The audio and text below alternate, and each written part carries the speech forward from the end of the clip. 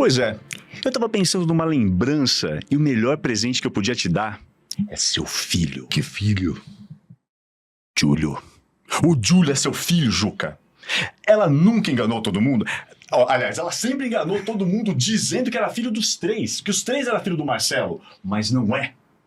E a Ana sabe disso, e o Marcelo também. Todo mundo sabia disso? Você sabia disso? Pergunta pra ela se é verdade ou não. Ana, o que essa mulher tá falando é verdade? A gente pergunta pro Silvio de Abreu. É verdade, Silvio de Abreu? Pode ser. É melhor esperar o capítulo de amanhã para você saber se é verdade ou mentira. Mais um capítulo de A Próxima Vítima. Muito bem. Essa cena, Vanucci. Olha só, essa cena, A Próxima Vítima. E a gente tá aqui recebendo, gente. Vem, pode chegar.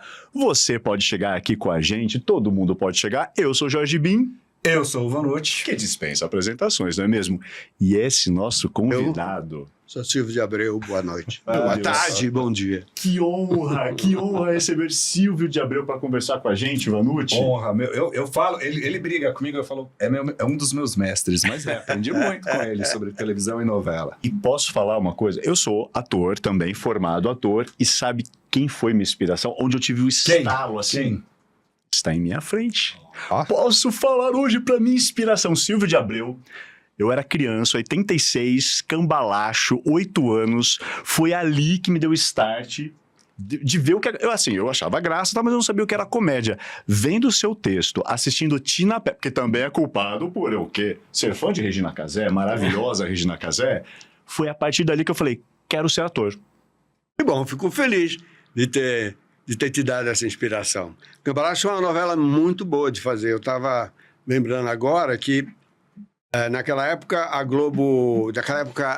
isso foi 86, né? 86, Você falou, Cambalacho, né? 86. Foi quando a Manchete fez Dona Beija.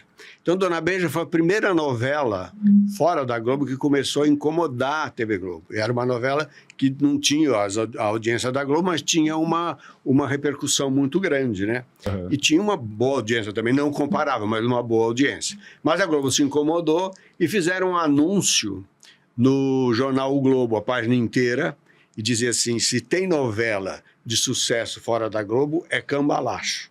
E aí tinha as audiências das novelas da Globo. O primeiro lugar de audiência era Cambalacho, uma novela da Sete, hein? Sim, tinha da Sete. 96 pontos de share. Share é quando você pega tira a média de todas as televisões, não só das ligadas. É isso, né? Das ligadas, né? Todo o público que todo o público que estava na ligada. Assistindo, isso. 96%. 96%. É muita gente, é muita gente. E em segundo lugar estava a novela... Não, em segundo lugar estava a novela Louco Amor, do Gilberto, que era com, acho que 95, 94, qualquer coisa a menos assim, entendeu? Então era uma novela que foi uma novela muito agradável de fazer. E é engraçado que Cambalacho tem na época de Cambalacho teve Copa do Mundo. A audiência e a novela começou a passar às 5 da tarde e a audiência não caiu. É engraçado isso, né? A novela começou por causa dos jogos, eu não me lembro o que era, eu sei que a novela ia às 5 da tarde. E era um sucesso extraordinário. E qualquer mudança, né? Qualquer minuto é outro público. Né? Completamente diferente. Muda muito. Porque hoje em dia mesmo, se você muda por causa dos jogos, né? Se você muda o horário, cai a audiência. Cambalacho continuou fazendo um sucesso enorme. Agora, Silvio, eu vou fazer um desafio para você. Já que esse rapaz aqui foi inspirado por Cambalacho, é fã de Cambalacho, qual é a pergunta do autor de Cambalacho para um fã de Cambalacho? Responderei. Aquele quiz, sabe assim? Para fazer um quiz? Para testar, assim. Que seria mesmo? Vamos ver agora se eu me lembro, né? Porque a gente faz um pouco de tempo. Eu tô um pouco tenso, né? Mas vamos lá. Vamos ver se eu me lembro. Vamos lá. Vamos ver. Qual era a vilã da Lili Bolero? De quem a Lili Bolero detestava? A Lili Bolero? Gente, Ângela Maria. Isso. Você falou vilã, já vi. Andréia. Não. A Andréia é a vilã. Andréia é a vilã da novela, né? E como é que foi que a Andréia matou eu não lembro o nome dele, o Mário Lago? Foi um acidente de lancha. Isso. Ele bateu no acidente de lancha, tal, aí ele morreu e ali a Andréia começou a reinar. Eu me lembro que eu fiz uma coisa que eu gostava muito dessa novela. Sempre brinquei muito com o negócio de cinema, né? Eu adorava fazer cena de cinema. E eu fiz aquela cena do Suspeita, do Hitchcock, que o Gary Grant sobe as escadas com o copo de leite iluminado, né? Para levar. Eu fiz a Andréia fazer esta cena. Nossa, Natália do Vale. E a Natália do Vale estava ótima. Maravilhosa. E Cambalache é uma novela muito...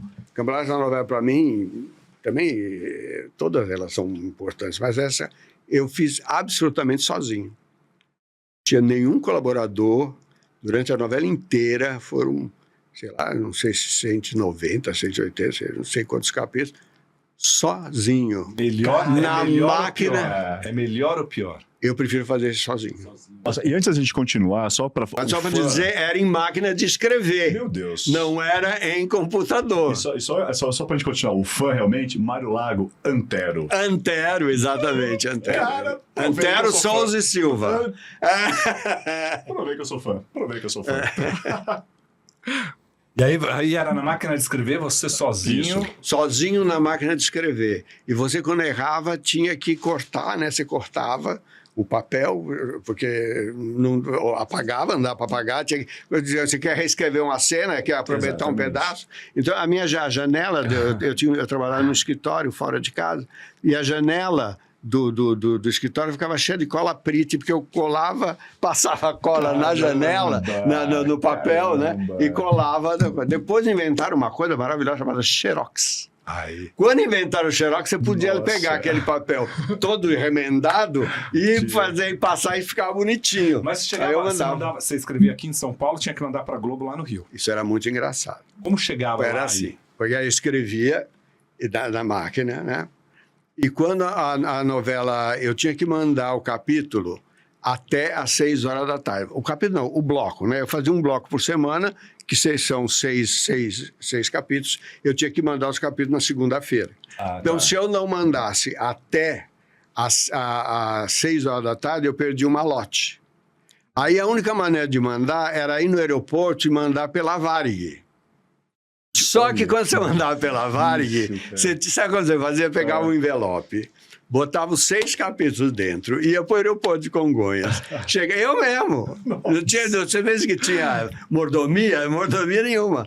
Pegava com o capítulo lá, e aí tinha alguém que estava embarcando, você chegava e fazia, escuta, você pode me fazer um favor?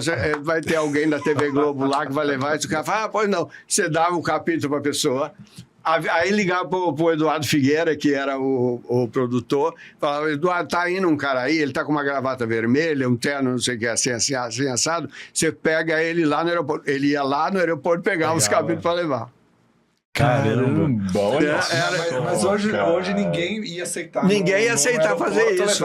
Mas você imaginar isso na TV Globo com uma novela que dava 96 pontos de share. E aí chegava lá, ele tinha que xerocar aquilo, porque tinha que fazer cópia. Não, xerocava nada. Aquilo ia para mimeógrafo. Essa história de mimeógrafo também é engraçada. Eu não me lembro se era mimeógrafo. Não me lembro se na Globo era mimeógrafo. A história de mimeógrafo eu vou contar.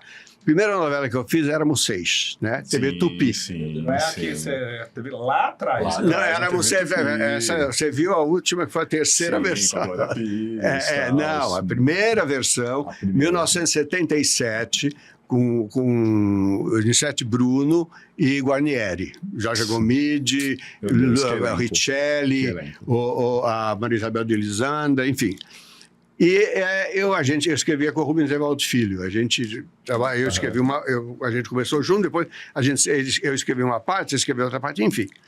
Quando a novela estreou, a gente começou a assistir e via que os diálogos eram muito esquisitos. Porque a gente estava escrevendo uma novela de época e tinha umas palavras no meio que a gente não tinha colocado, entendeu? Aí eu pedi para a emissora, para a Tupi, me mandar os capítulos que ela tinha entregue para os atores, que eram os que tinham sido gravados. E a gente começou a ver que, sabe o que acontecia? Você pegava os capítulos, você escrevia os capítulos, né? E mandava para a emissora, para a TV Tupi. Lá, eles desmembravam os capítulos e davam para um bando de datilógrafos reescrever no stencil. Stencil era uma página gelatinosa que marcava, entendeu? E aí você botava no mimeógrafo para tirar as cópias. Aí eu falei, mas eu não quero isso, eu não quero. Os caras, quando escreviam, eles também botavam na cabeça deles o que estava na cabeça deles. Tinha o terceiro autor. Falei, não quero mais isso. Aí eu passei a escrever em stencil. O que era um tormento, porque você errava. Você pegava uma colinha, era uma cola, um líquido branco, passava assim lá para reescrever em si, um trabalho do cão para fazer aquilo. Mas a novela foi um grande sucesso também, tanto foi que depois eu vendi a novela para o SBT, ela foi feita, foi um grande sucesso. E depois a Globo comprou e foi para a Globo e fez 3 vezes. Teve 3 versões dessa novela. Qual a Dona Lola? Eu gosto mais da Anissete Bruno. Eu adoro a versão da Irene Rabacha, acho que ela faz muito bem, acho que Glória Pires também faz muito bem. Mas eu não sei, eu acho que a Anissete Bruno era a Dona Lola, na minha cabeça, entendeu? E o Guarnieri era o Juca. Os outros depois, não vou dizer que o Otton Basso fez mal, não, fez super bem, o Calone fez super bem, mas eu era a primeira novela que eu fiz. Eu acho que a Clotilde também, que era um personagem muito interessante, a Georgia Gomide fez muito bem. Você não vai ver isso, né? Acho que não existe mais. Mas tem uns pedaços aqui e ali, né? Nissete era uma atriz extraordinária, fazia muito bem. E a novela...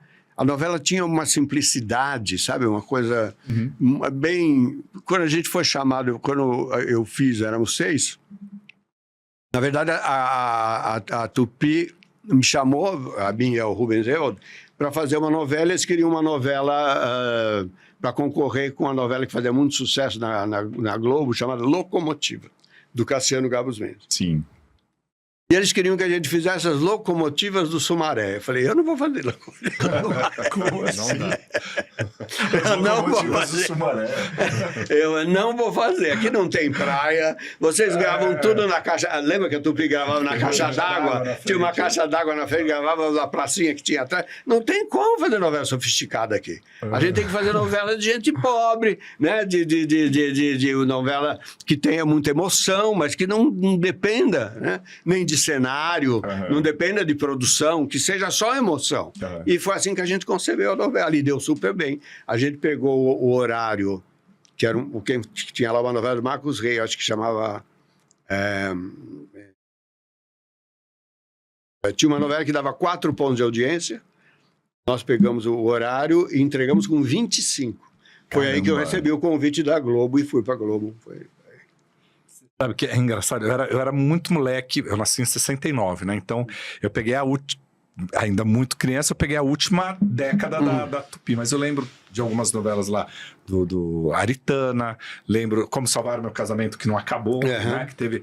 E é engraçado que na minha memória, as novelas da Tupi eram muito mais grandiosas do que da Globo naquela época. Grandiosas? Assim, não sei, pode ser talvez a memória da sua cabeça. Não é. Agora tem o autor falando, não, mas era tudo mais pobre, tudo. Eu falei, tudo muito mais pobre, muito mais pobre. A Globo tinha um investimento em produção que não tem mais hoje, né? Que era extraordinário. Eu sempre cito, eu escrevo assim, e aí o shopping explode e eles constroem um shopping para explodir o shopping. Para explodir o shopping. Isso é uma coisa de louco. Até hoje pode isso. Dentro de toda dessa mudança que teve na televisão, ainda você acha que um autor chega lá e fala, quero construir um cenário e destruir esse cenário inteiro? Não tem mais. Hoje você tem que... Quer dizer, eu não tô na TV Globo, eu não sei como funciona a TV Globo. Eu tenho informações de alguém que está... Você tem parâmetros que você tem que seguir. É como é no streaming, né? Você tem determinados parâmetros que você tem que seguir. E tem uma coisa, na Globo, não sei se é assim, mas no streaming, que é muito ruim, que depois que você escreve, uma das razões que eu saí da HBO, você escreve o capítulo, mas na hora depois do capítulo escrito, ele vai para a produção. Quando chega na produção, fala, não dá para produzir isso, não dá para produzir isso, eles cortam simplesmente. Entendeu? Por que não avisaram antes? Por que não deram um planejamento anterior? Entendeu? Não, aí fica tudo capenga. Então fica tudo uma... Quer dizer, se você não tem... eu acho que sempre dizia isso lá, quando eu era o supervisor lá da Globo, assim, você tanto pode fazer Ben-Hur, quanto você pode fazer O Ladrão de Bicicleta. São 2 filmes extraordinários. Um custa 50 bilhões e o outro custa 3 tostões. Então, opte por aquilo que você quer fazer. Sabe, em termos artísticos, os 2 são excelentes. Em termos populares, os 2 fizeram sucesso. Entendeu? Então, é uma questão de você optar. Agora, você não pode querer fazer Ben-Hur com a verba do Ladrão de Bicicleta, porque aí não vai dar certo. Você vai ter que cortar a corrida de charretes, você vai ter que cortar os bailes, você não vai poder fazer história. Então, o segredo de você fazer um bom produto é na base. Daí porque o autor é o mais importante. Não que os outros não sejam importantes. Qualquer função, novela é um produto de equipe, né? É uma equipe toda. Se um ator não vai bem, prejudica. Se o contra-regra errou, prejudica. Se tudo junto. Mas o âmago, a semente, é o autor. Então, se o autor é que tem que saber o que ele vai propor. E se a empresa tem que dizer, eu tenho ou não tenho verba para produzir isso que você quer fazer. E isso, por exemplo, era um problema que a gente não tinha. Eu nunca tive na TV Globo. Nunca na TV Globo ninguém me disse não pode fazer isso. Em termos assim, de ideias, em termos de assunto, sim. Tinha os parâmetros, né? Eu acho que a Globo tinha todo o direito de ter esses parâmetros, como qualquer empresa tem os seus. Não quero que faça isso, não quero que faça aquilo. Entendeu? Não acho que isso seja censura. Isso eram os parâmetros da empresa. Esse é um assunto que eu não quero que seja falado aqui. Tem esse direito dela, né, fazer. Agora, você também pode, como autor, convencer a empresa de que aquele assunto pode ser tratado de uma maneira diferente, coisa que eu fiz muito, que Gilberto fez muito, que Aguinaldo fez muito, Dias Gomes fez muito. Né? Então, eu acho que esse grupo de autores que eu tive o prazer, o privilégio de fazer parte, né? É que fazia toda a diferença, na audiência da Globo. Porque cada um tinha a sua assinatura. Sim, hoje Quando terminava uma novela do Gilberto e entrava uma novela do Aguinaldo, era completamente diferente. Quando saiu uma novela do Manuel Carlos e entrava uma novela minha, era completamente diferente. Você sabia de quem era a novela. Exatamente. E o povo... Não sabia nem que a vinheta apresentando novela. Hoje, eu não faço novela já há 12, 13 anos, mas enfim... As pessoas ainda encontram comigo, falam comigo, não é assim difícil, isso acontece sempre, entendeu? E elas vêm falar comigo e falam das novelas que eu fiz. E jamais vi alguém chegar e me falar de uma outra novela de outro autor. Eles sabem que novela eu fiz. Como devem saber que novela o Dias Gomes fez, que novela o Gilberto fez. Entendeu? Essa marca, né? essa grife, cada um de nós. E isso é que se perdeu hoje em dia. E também vem muito porque hoje em dia as pessoas estão trabalhando mais como elas fazem série, né? Um grupo de pessoas que escrevem. Uma sala de autores, uma sala de roteiristas. Sala de roteirista. Então, cada um dá a sua ideia, cada um faz, e isso é ruim, né? Porque você não tem uma grife. Essa grife, eu acho que não tem nenhum autor hoje em dia que tem essa grife. Agora, se você fala assim, né, que alguns autores, e você se incluiu ali, né, que conseguiam alargar talvez esses parâmetros, né? Falou, esse assunto aqui não podia, mas a gente conseguiu colocar. Qual foi a sua batalha mais difícil? Você falou, putz, eu me orgulho de ter colocado esse assunto, porque naquele momento talvez não pudesse. Eu acho que muito difícil foi a próxima vítima, foi o casal Sandrinho e Jefferson. Porque homossexualismo era uma coisa que estava proibida de fazer. Não podia tocar. E não existia assim, é proibido falar, não é isso. Não tinha um carimbo, não tinha um papel, não tinha nada.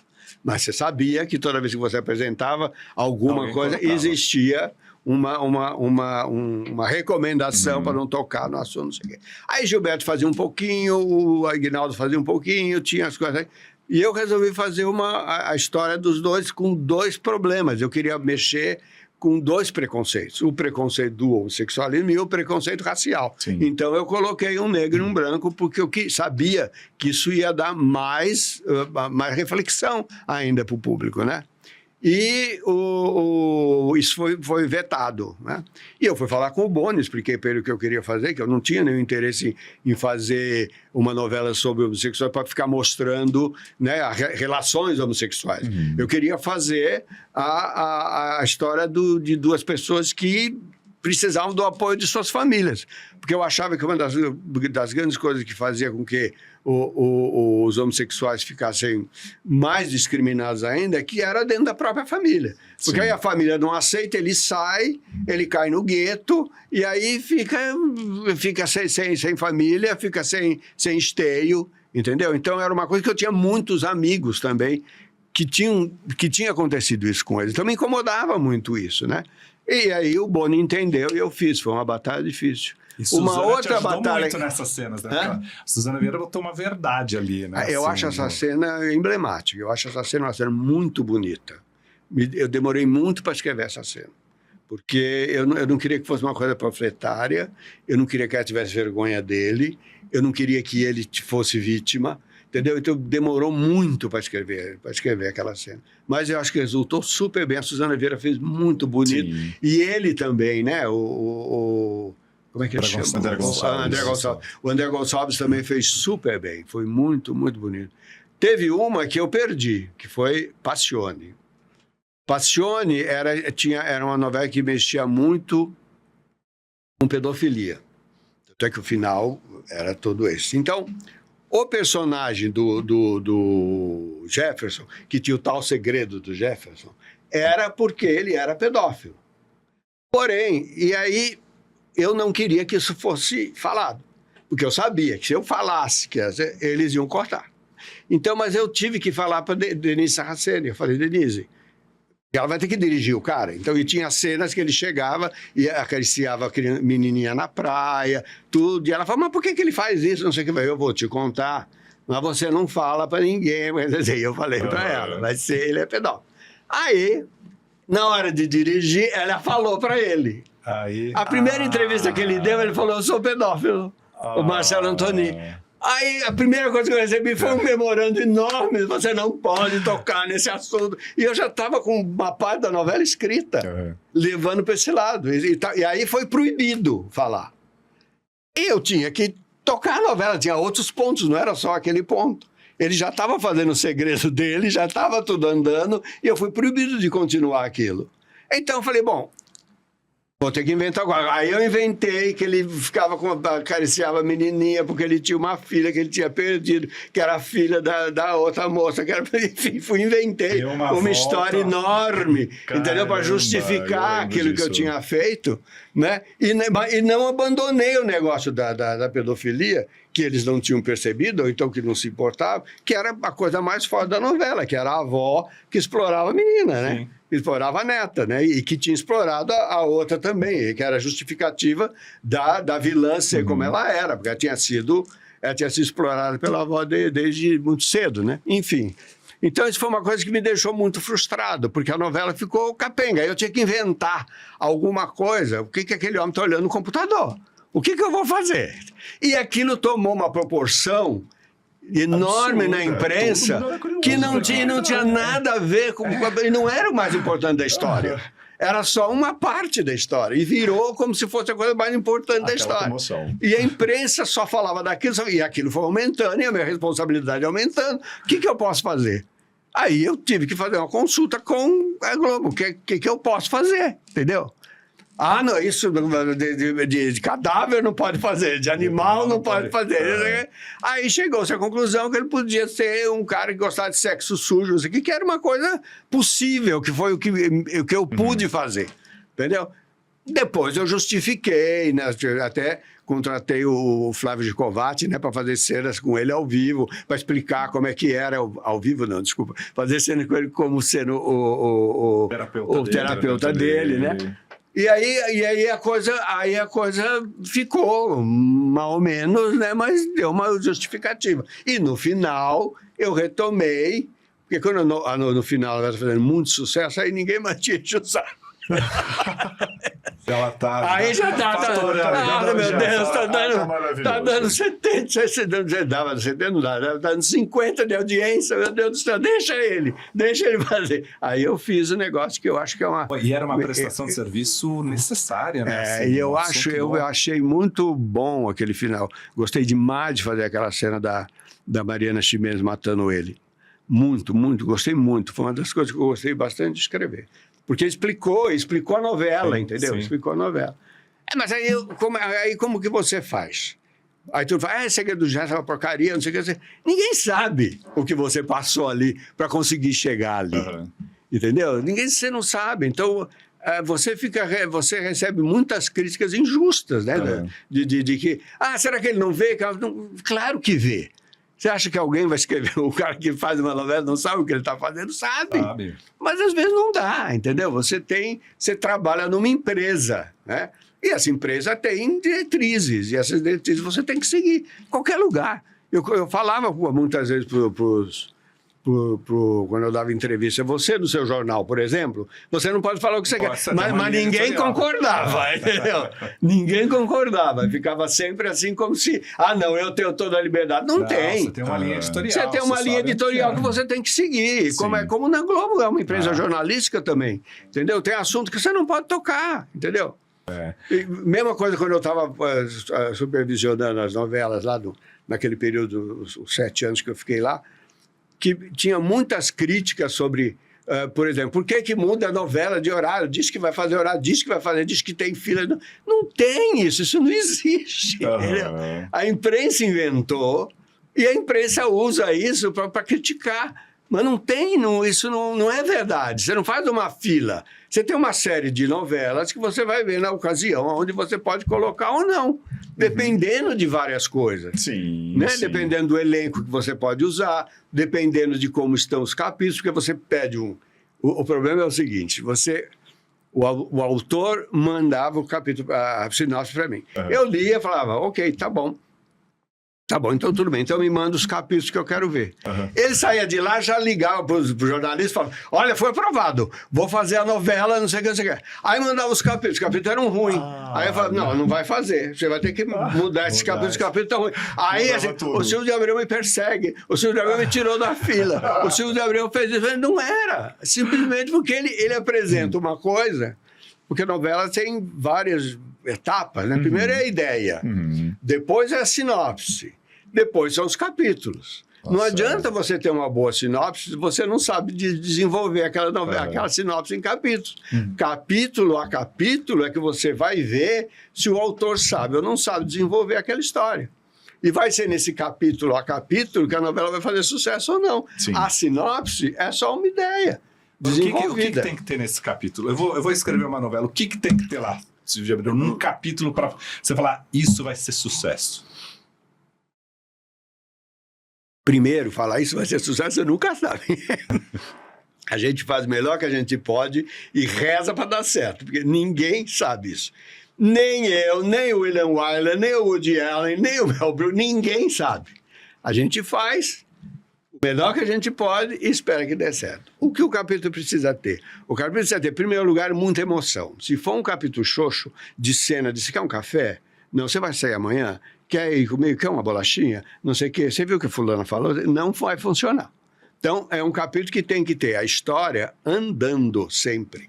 Cada cena tem que trazer alguma coisa nova. Você não pode fazer uma coisa que, como era feito antigamente, que as coisas, você morria alguém, então uma cena era fulano morreu. Morreu? Meu Deus do céu, o que vai acontecer? Vai dar outra cena. Você sabe que fulano morreu? Morreu? E era assim a novela inteira. Uhum. Hoje em dia, já há muito tempo, isso não dá mais certo. A novela tem que caminhar como um filme. Uma cena tem que levar a outra e tem que ter uma junção clara de ideia. Você não pode fazer uma novela com cenas para preencher um capítulo. Um capítulo tem que ser um acontecimento em si. Quer dizer, se você vê a novela, sei lá, você sabe que as pessoas não veem novela todos os dias, né? Elas veem no máximo 3 vezes por semana. Isso é uma pesquisa que a Globo já passou para a gente, na época, tinha me passado. Assim. Então, vê 3 vezes por semana. Então, cada um desses capítulos, você não sabe se ela vai ver segunda, terça, quarta ou quinta. Então... Todo capítulo tem que ter um punch. Todo capítulo tem que ter um interesse. Se não é na história principal, é na história secundária. Entendeu? E sempre é assim. Toda vez que, quando eu escrevi a novela, quando eu não sabia, porque às vezes, quando você escreve sozinho, principalmente, às vezes você não sabe como naquele dia você não está bem. Tem dia que você está ótimo, você sente, sai. Tem dia que você não está bem, você tem que fazer. Hoje em dia já não é assim, porque a gente já trabalha com antecedência. Mas na época que eu fazia novela lá atrás, até anos 90, assim, você fazia sozinho e tinha que ter tinha que acontecer alguma coisa. E muitas vezes eu fazia um final maluco, para eu ver como é que eu ia resolver amanhã, entendeu? Dia. Aí eu ia dormir com aquele problema, acordava de manhã, acho que eu vou fazer isso. E fazia e ia embora. Quem me ensinou isso foi Janete Claire. Janete fazia assim também. E a Janete adorava fazer, ela fazia assim, hoje eu vou fazer a Regina beijar o coco. Feliz da vida. Ela ficava feliz da vida.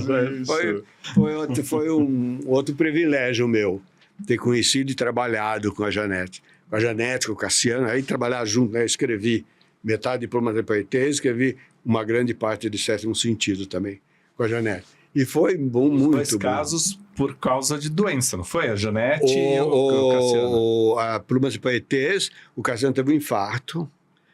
Eu não o conhecia, quer dizer, sabia quem era, mas eu não conhecia, nunca tinha nem sequer sido apresentado para ele. Ele tinha assistido Pecado Rasgado, que foi uma novela que eu fiz, e foi um fracasso. Mas ele gostava do texto. Então, quando ele teve um infarto, ele trabalhava sozinho.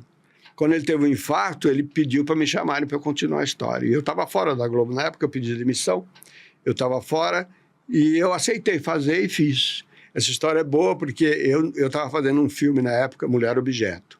Foi no último dia de filmagem de Mulher Objeto.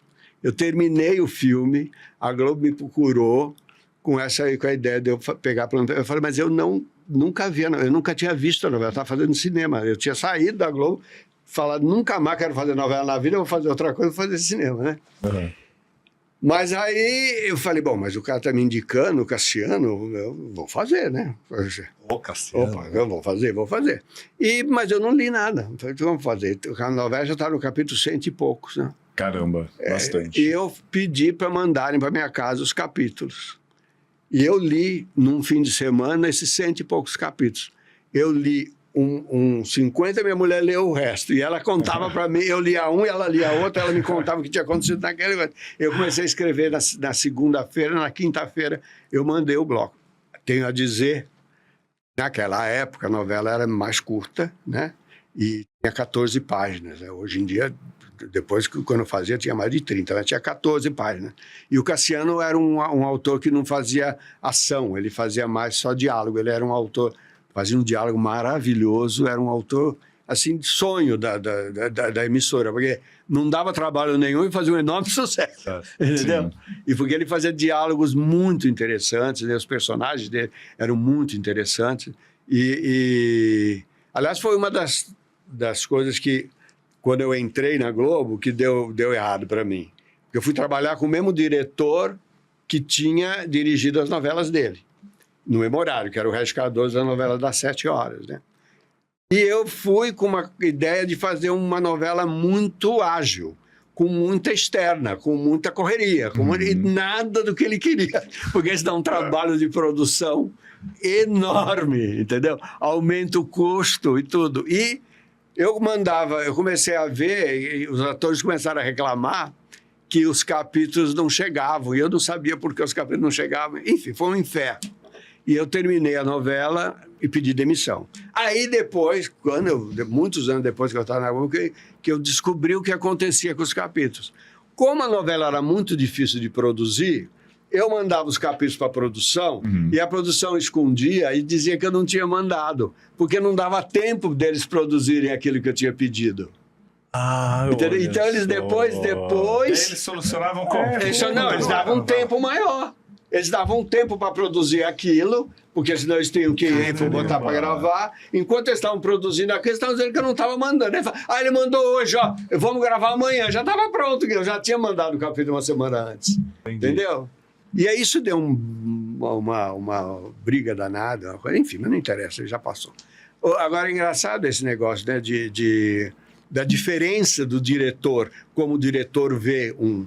Mas Pecado Rasgado para mim foi muito importante porque eu aprendi muita coisa lá. Primeiro, eu tenho que comandar o elenco, a escalação de elenco. Eu não posso deixar, quer dizer, posso concordar ou discordar com o diretor, mas eu não posso ter no meu elenco alguém que eu não queira ter, porque não vai funcionar. E Pecado Rasgado teve esse problema. Era uma turma de jovens e o Regis Cardoso escalou um monte de amigos dele que era tudo quarentão. Então não funcionava, sabe? Era um pessoal jovem que fazia artesanato, vendia na praia, não sei o quê. Aí era o Cláudio Cavalcante, que já tinha 30 e tantos anos, era os outros atores todos mais velhos do que precisava ali, né?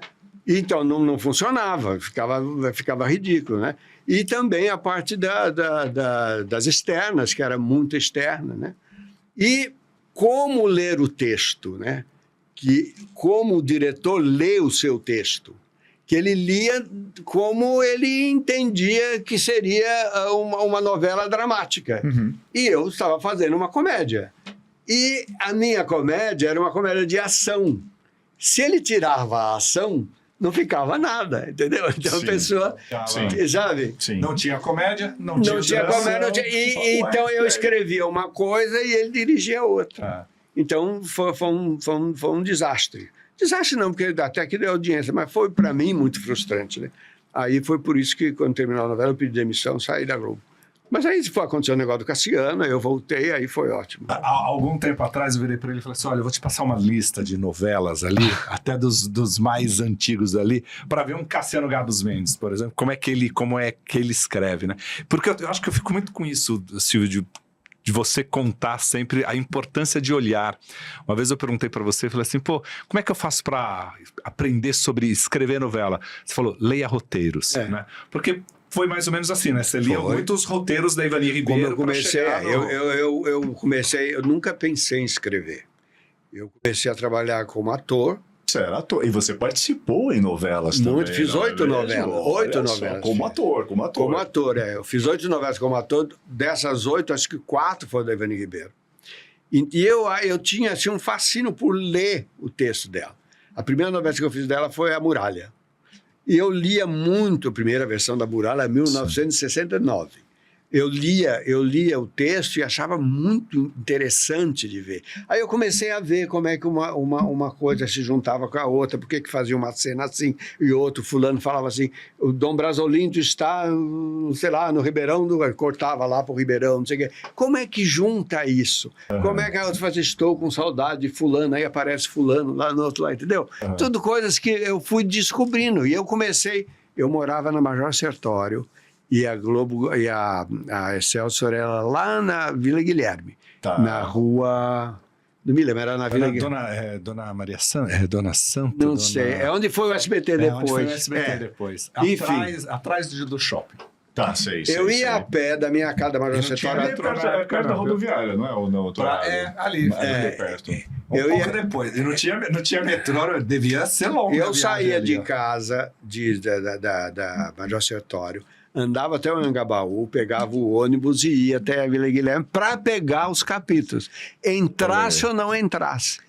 E eu lia tudo, sabe? E guardava tudo. Depois eu fiz uma outra novela chamada Os Estranhos, que era péssima, aliás. Mas, enfim. Olha a ousadia de falar de Ivani Ribeiro? Como assim, Valor? Não, essa novela era ruim. Ela fez uma novela que era um disco voador que descia... Os Estranhos. Os Estranhos. Era um disco voador que descia da Praia de São Vicente. E do disco voador saía o Cláudio Correia Castro, o João José Pompeu, a Regina Duarte, a Rosa Maria Murtinho e aquele que fazia Roberto Maia.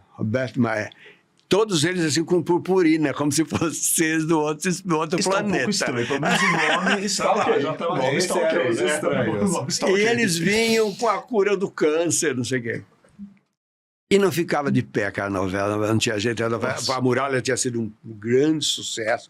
E a novela como ia mal, aí resolveu fazer uma reunião da Ivani com o elenco.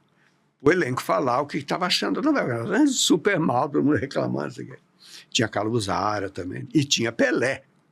A novela tinha Pelé. Era Tupi, era Tupi, não é? Não, Excelsior. Excelsior? Excelsior. E tinha Pelé. Muito bem. Pelé quis fazer a novela. Ela quis que o Pelé fizesse. Ótimo. Só que o Pelé só podia gravar um dia por semana. Não podia sair da nave. Então, não, ele não era da nave. Ele era um escritor que morava numa ilha. O Pelé. E todas as cenas eram com ele lá. Mas aí ele começou a falar, mas que papel chato, isso não tem nada pra fazer. Então começou a reclamar. Então ele tinha que entrar na novela. Enfim, estava nesse rodo assim. Fizeram a reunião. E foi todo mundo lá. E aí começaram a falar, não, eu acho isso, não, eu acho aquilo. E lá levanta a Rosa Maria Murtinho, que sempre foi uma pessoa extraordinariamente sincera, digamos assim. Assim. Ivani, vamos falar a verdade, essa novela é uma porcaria. Você fez a Muralha, eu devo a você a minha carreira, porque eu devo a você a minha carreira, porque eu fiz A Moça que Veio de Longe, que foi o que me projetou, não sei o quê. Mas essa novela não tem pé nem cabeça. A Ivani só ouvindo, ouvindo. Ela falou que tinha que falar, acabou a reunião, foi todo mundo embora. Assim. Aí vieram o bloco de capítulo da semana seguinte. No segundo capítulo, eu matava a Rosa Maria Murtinho. Ah, não! Tá vendo? Olha só. Olha o poder de um autor. Eu matava a Rosa Maria Murtinho e ela que veio do outro planeta sumia da história, pronto. Veio da nave. Ela que justificava o Ninguém mais tocou no novela. assunto. Tá vendo? Ó, você que é ator. Olha Fez reunião com o autor da novela.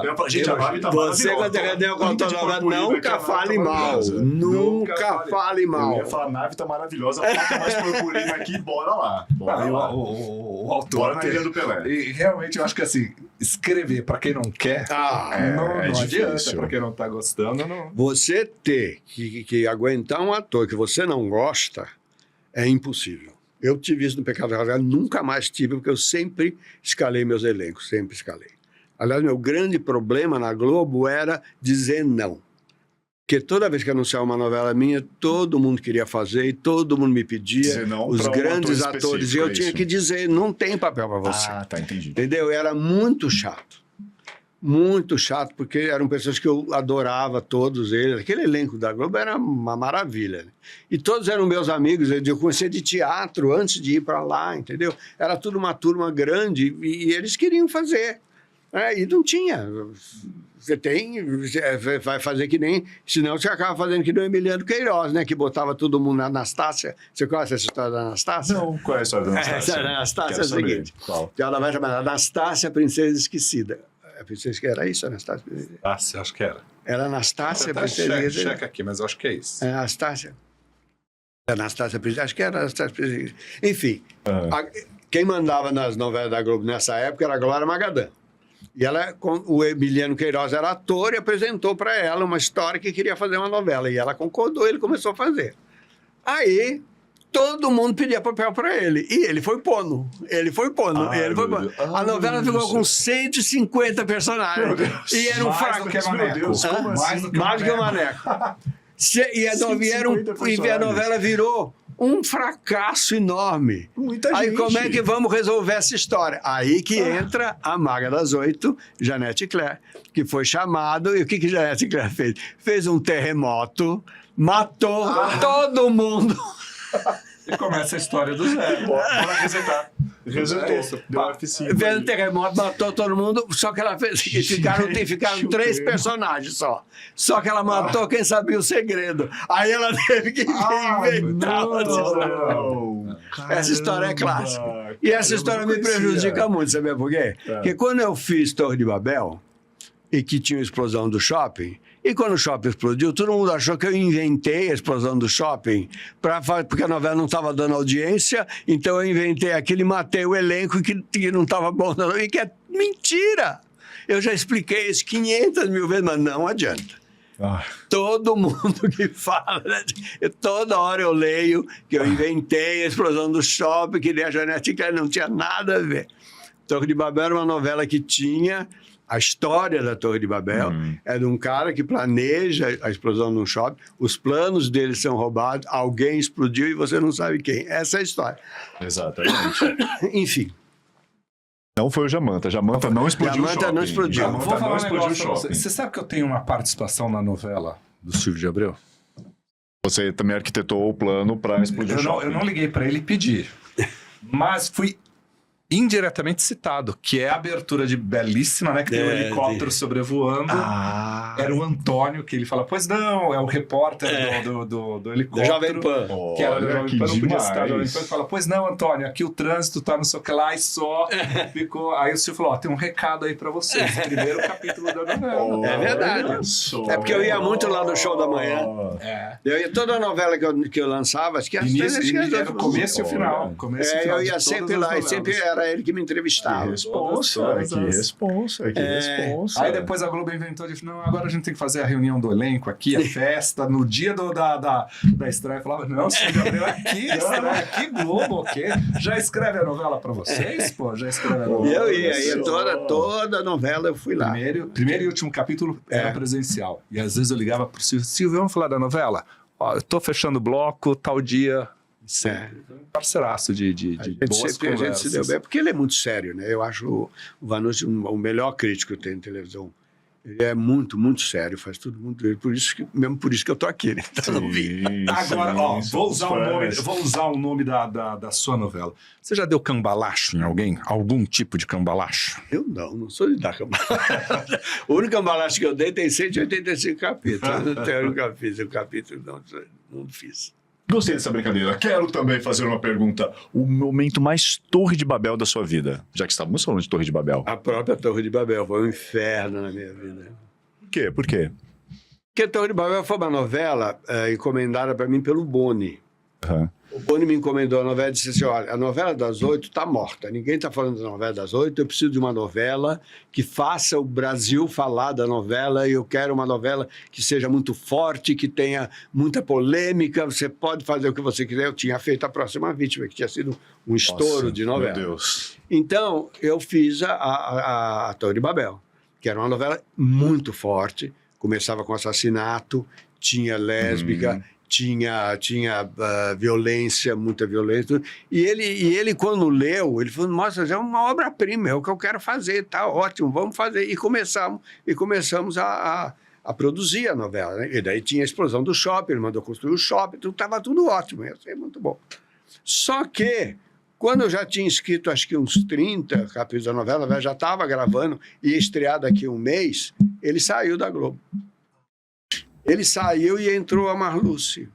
E a Marluce não queria aquela novela. Ela queria uma novela do Manuel Carlos. De família, não sei o quê. E me chamou lá para fazer a novela do Manuel Carlos. Eu falei, mas você quer fazer a novela do Manuel Carlos? Chama o Manuel Carlos. Eu não sei fazer novela. A novela que eu vou fazer, que eu sei fazer, é essa. Se você não quiser fazer, tudo bem, eu saio, você chama o Manuel Carlos faz. Mas quem é que vai fazer uma novela num mês?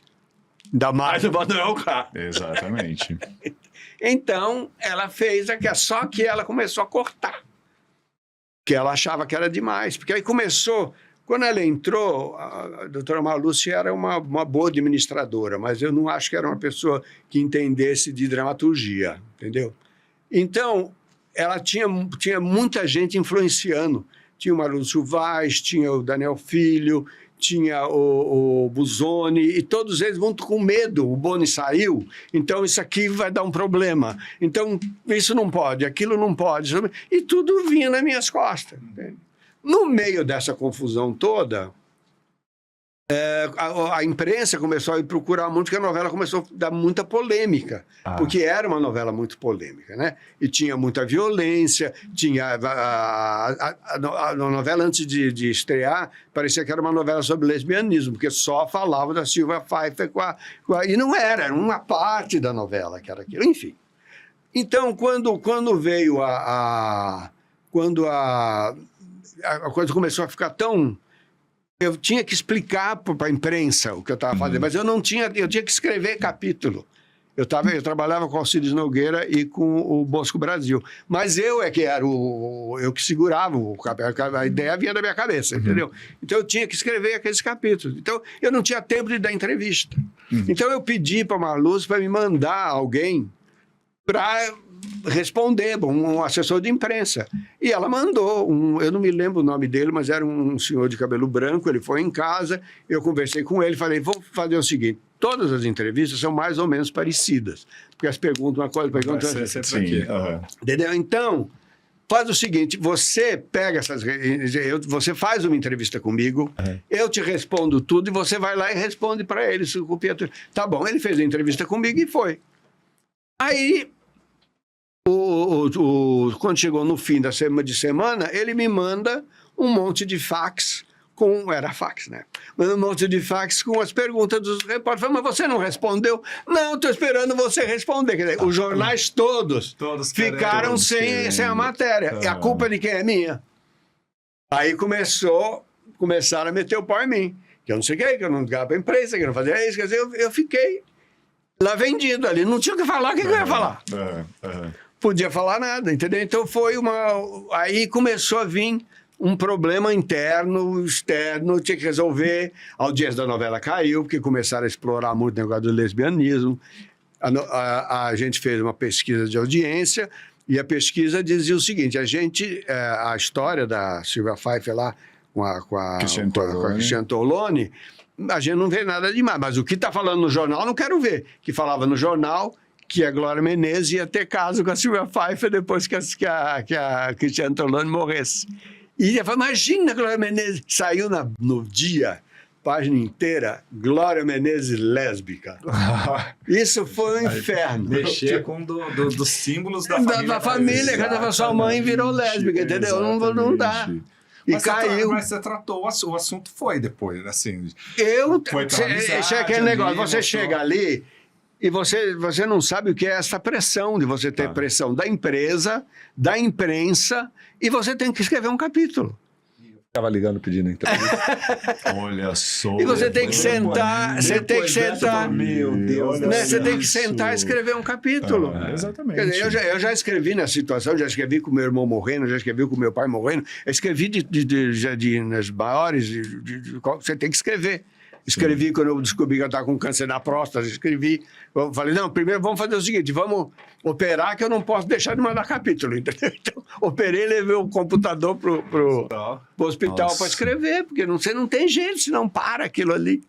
Aí você fala, por que você não quer fazer mais? Porque você não gosta? Eu adoro, mas meu filho, eu não tenho mais saúde para isso. Caramba, você precisa ter não só talento, você precisa ter muita saúde para escrever novela, entendeu? Se é que você se dedica à novela. Né? Quando você vai com um grupo aí, não sei como é. Hoje tá... Silvio, Deus nos acuda do quê? Vamos continuar com essa brincadeira que tá boa. Essa brincadeira tá boa. Porque toda novela do Silvio dá pra gente fazer, né? Seu momento Torre de Babel e Deus nos acuda do quê? Só um adendo, um beijo, Maria Escandalosa. Meu Deus do céu, Deus nos acuda. De tudo, né? Nós estamos num período de vida horrível. Deus precisa olhar pela gente. Eu acho que não é só aqui, não. Você imaginou os Estados Unidos como vai ser? Senhora, eu acho que Deus tem muito que nos acudir. Eu acho que tá... Deus nos acuda, por exemplo, foi uma outra novela que podia ter sido... Eu imagino que poderia ter sido mais sucesso se ela tivesse estreado quando ela deveria ter estreado. Quando era? Ela era para estrear em fevereiro, ela estreou em setembro. Por quê? Porque em fevereiro, o auge do governo do Collor. E a novela era uma novela criticando o governo do Collor. Eu sempre disse, eu não sou nenhum crítico político, era a única coisa que eu achei que eu podia criticar, porque aquele governo era tão ridículo, entendeu? Que dava muito bem para você fazer piada em cima daí, porque tem Dercy Gonçalves, né, na história. Mas ela estreou em setembro e quando foi em outubro, teve um impeachment e a novela perdeu sentido. Né? Então aí eu tive que ir para outros lados, fazer romance, que a novela continuava no ar. Né? Mas era uma novela que poderia ter dado super certo. Era uma novela bem divertida. Nossa, a Maria Escandalosa era ótima. Eu gostava da história. Gostava do personagem da Ari Fontoura, gostava muito. Gostava do personagem da Dercy, mas a partir da hora que era a Dercy que fazia toda a crítica, né, do governo. A partir da hora que o governo mudou, você não podia criticar o Itamar Franco porque ele não tinha feito nada. Então, sabe, vai criticar o quê? Você não pode, o outro não. O outro era um bufão, né? Então dava para você mexer com ele, dava para você fazer comédia ali, né? Não deu. E aquela abertura eu acho primorosa. Essa abertura é. Acho primorosa. Você vê uma das mais clássicas. Você vê na abertura, você vê a intenção da novela. Sim. O resumo da novela tá ali. O resumo da novela tá ali. Então foi isso que era para ser feito, né? Amava o video show mostrando como fez, afundando ali na piscina que não podia ter erro. Gente, muito.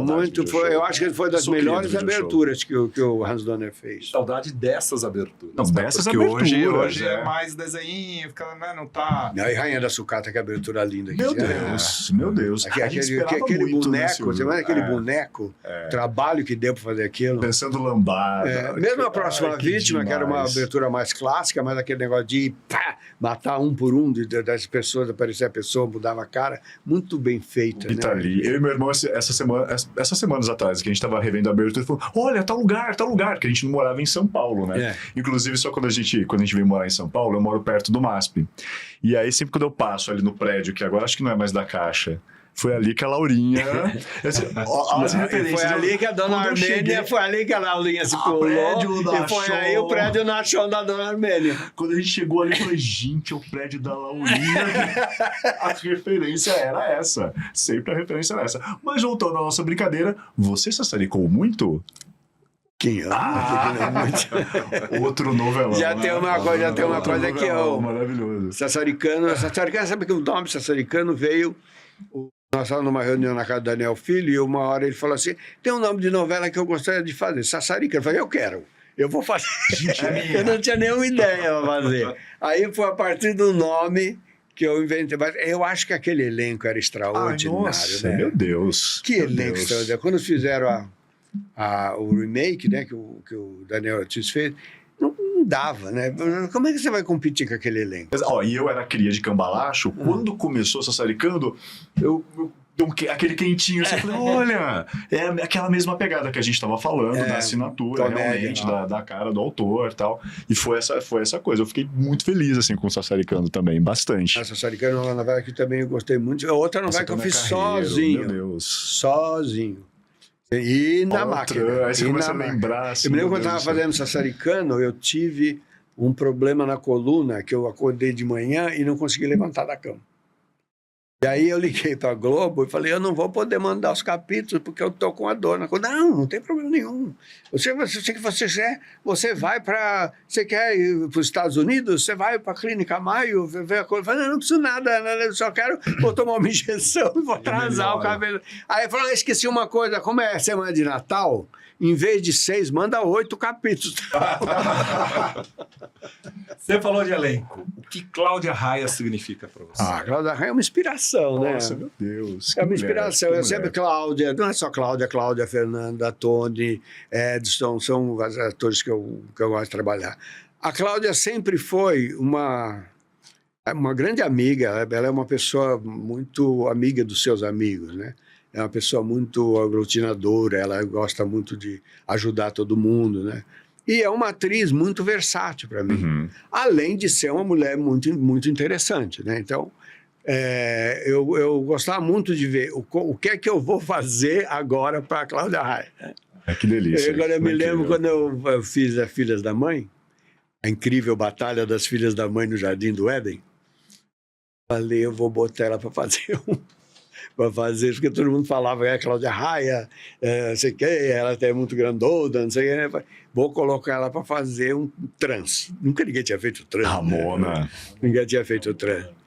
E eu fiz, e a Ramona foi ótimo. O personagem... A novela foi muito Foi mal, até a novela saiu do ar, até, mas também por intrigas palacianas, não foi só pela qualidade ou não do aceitamento ou não da novela.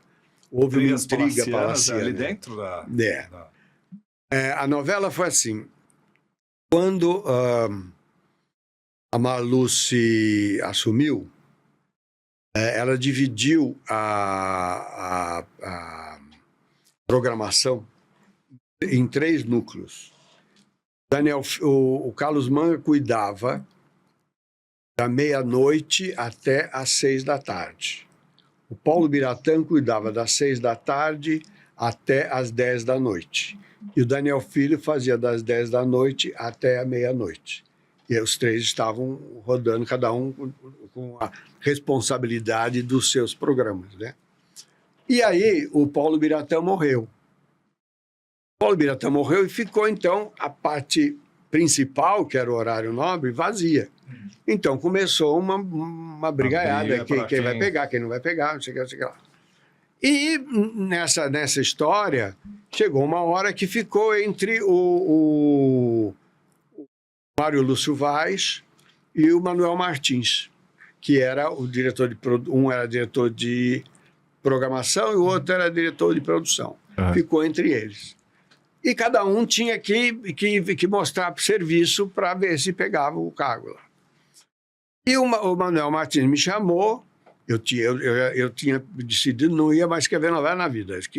Torre de Babel já tinha sido o máximo. Eu tinha mais, acho que 1 ano de contrato, eu queria abrir mão, não queria fazer. Mas ele chamou o Jorginho me convenceu, e que vão fazer As Filhas da Mãe, não sei o quê. E, então, a novela era encampada pelo Manuel Martins. Quando o Jorginho apresentou a ideia de fazer a comédia, a Marluce me chamou e disse, olha, eu contratei a Regina Casé, a Fernanda Torres, o Luiz Fernando Guimarães, o Diogo Vilela, eu não sei o que, todos eles para fazer programa de humor, e eu não tenho onde colocá-los, porque eu não tenho tanto programa de humor.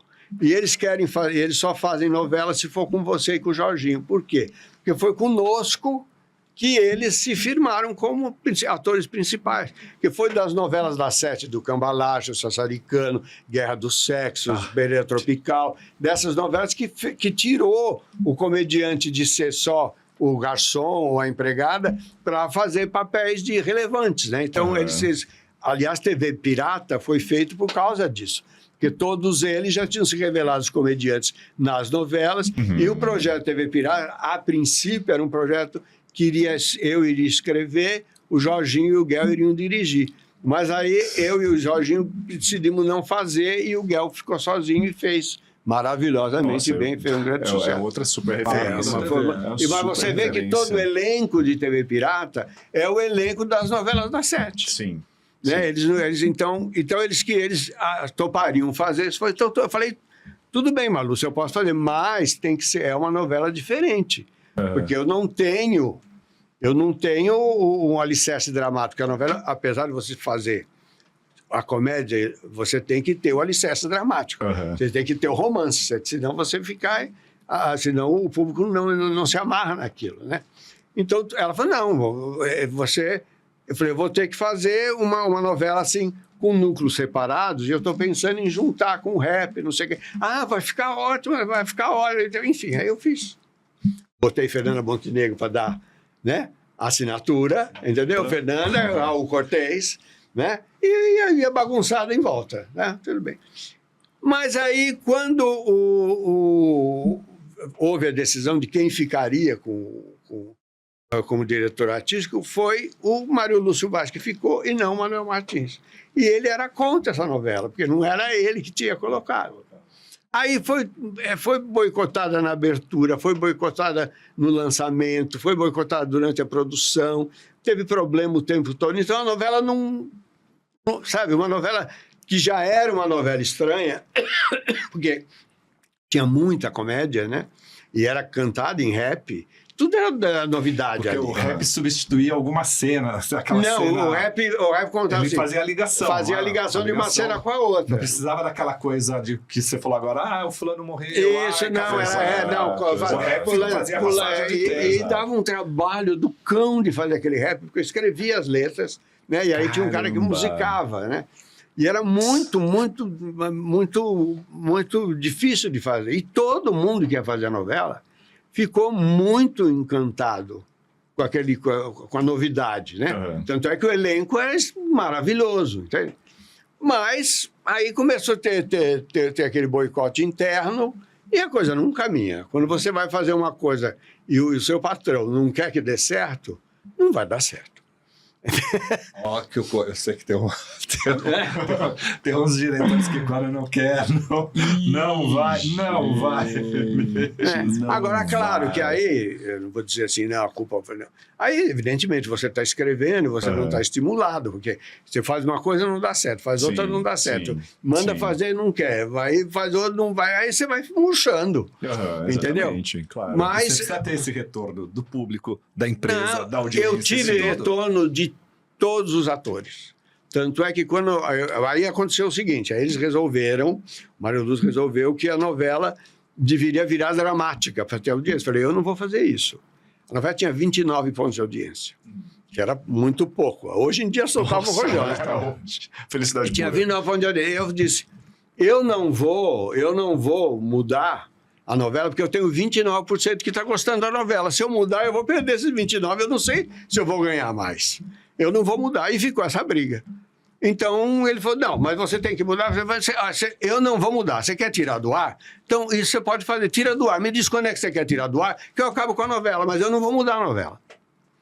E aí, aconteceu isso. Aí a novela foi encurtada, eu saí e fiquei 4 anos na geladeira, na TV Globo. Caramba. 4 anos eu não fiz novela desde Filhas da Mãe, só fui fazer Belíssima.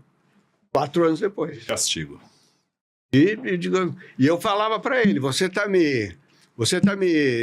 querendo que eu pegue... Eu tinha um contrato de 7 anos. Você está querendo que eu pegue demissão, eu não vou pedir. Você quer mandar embora, manda, mas você vai pagar tudo que está no contrato. Então, não podia me mandar embora. Pronto, e fica em casa. Vamos assistir filme, né? Quando ele saiu, quando ele ficou doente, ele foi substituído pelo Manuel Martins e pelo Ari Nogueira. Aí eles me chamaram para fazer, eu fiz a Belíssima. Vou quebrar o protocolo aqui também, Bonucci. Também, ó, não vou embora sem agradecer muito o Silvio de Abreu. Silvio, você é uma inspiração absurda. Quando você entrou aqui, é muito louco, porque quando te dei um abraço, te conheci hoje, eu abracei a Laurinha, eu abracei a Tina Pepper, eu abracei a Naná, abracei o GG. Todos eles estão aqui. Então eu só tenho que te agradecer assim muito, sou seu fã, você foi uma inspiração para mim realmente, para quando eu comecei aí a conhecer a comédia e querer ser ator. Então muito obrigado por estar aqui mesmo, te agradeço muito. Obrigado pela aula prazer e por foi esse todo bate-papo maravilhoso aqui. Prazer foi Tô com todo 2 meu. mestres, né, gente? 2 mestres. Né? Dois Ele mestres. ali, ó. 2 mestres. Ele é o nosso. Silvio, obrigado mais uma vez. Obrigado a Muito vocês, foi um prazer.